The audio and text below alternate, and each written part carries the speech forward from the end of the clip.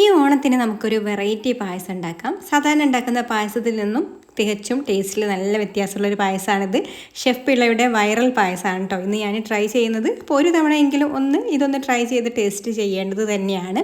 അപ്പോൾ ആദ്യം തന്നെ ചുവട് കട്ടിയുള്ള ഒരു പാത്രം സ്റ്റൗവിൽ വെച്ച് കൊടുത്തിട്ട് ഞാനിവിടെ ഉരുളിയാണ് എടുത്തിട്ടുള്ളത്. അതിലേക്ക് 1 ലിറ്റർ നല്ല റിച്ച് മിൽക്ക് ചേർത്ത് കൊടുക്കാം. ഇനി നമുക്കിതൊന്ന് പാടൊന്നും കെട്ടാതെ ഇളക്കി ഇതുപോലെ അങ്ങ് തിളപ്പിച്ചെടുക്കണം.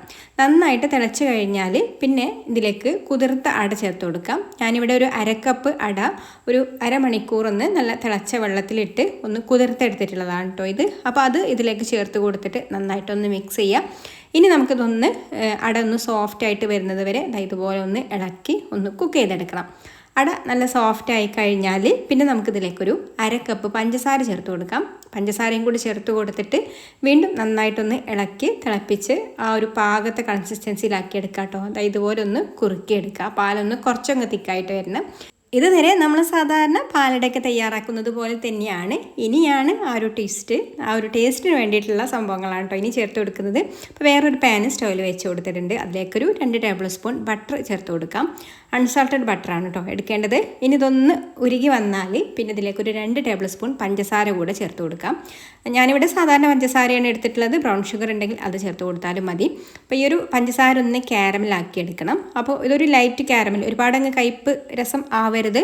ഇതുപോലൊരു ലൈറ്റ് ക്യാരമലായി കഴിഞ്ഞാൽ പിന്നെ ഇതിലേക്ക് ഒരു 2-3 ടേബിൾ സ്പൂൺ നമുക്ക് എത്രയാണോ ഫ്ലേവർ വേണ്ടത്, ടേസ്റ്റ് വേണ്ടത് അതിനനുസരിച്ചിട്ട് ചേർത്ത് കൊടുത്താൽ മതി കേട്ടോ.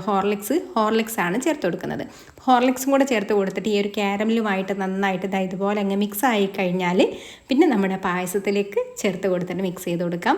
അപ്പോൾ പായസത്തിൽ ഇതുപോലെ പെട്ടെന്ന് മിക്സ് ആയിട്ടില്ലെങ്കിൽ നമുക്ക് കുറച്ചിതിലേക്ക് പായസം ഒഴിച്ചു കൊടുത്തിട്ടോ അല്ലെങ്കിൽ പാൽ ഒഴിച്ചു കൊടുത്തിട്ടോ അതൊന്ന് എല്ലാം മെൽറ്റാക്കി എടുത്തിട്ട് ഒഴിച്ചു കൊടുത്താലും മതി കേട്ടോ. ഇതുപോലെ ഒഴിച്ചു കൊടുത്താലും കുഴപ്പമൊന്നുമില്ല.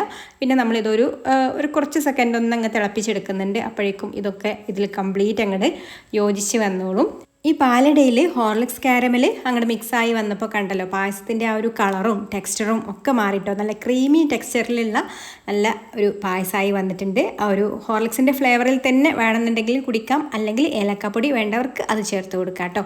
പിന്നെ നമുക്ക് നെയ്യിൽ വറുത്തെടുത്തിട്ടുള്ള കുറച്ച് അണ്ടിപ്പരിപ്പ് മുന്തിരിയും കൂടെ ഇട്ട് കൊടുക്കുന്നുണ്ട്. അപ്പോൾ ഇത്രയേ ഉള്ളൂ, നമ്മുടെ ഹോർലിക്സ് പായസം റെഡി ആയിട്ടുണ്ട്. അപ്പോൾ നിങ്ങൾ ഒരു തവണയെങ്കിലും ഒന്ന് ട്രൈ ചെയ്ത് നോക്കിക്കോളൂ. ഇഷ്ടമായിട്ടുണ്ടെങ്കിൽ ലൈക്ക് ചെയ്യാനും ഷെയർ ചെയ്യാനും ചാനൽ ഒന്ന് സബ്സ്ക്രൈബ് ചെയ്യാനും ഫേസ്ബുക്കിൽ കാണുന്നതെന്നുണ്ടെങ്കിൽ പേജ് ഒന്ന് ഫോളോ ചെയ്ത് സപ്പോർട്ട് ചെയ്യാനും കൂടി മറക്കല്ലേ. അപ്പം ഇനി മറ്റൊരു നല്ല റെസിപ്പിയുമായിട്ട് അടുത്ത വീഡിയോയിൽ കാണാം. താങ്ക്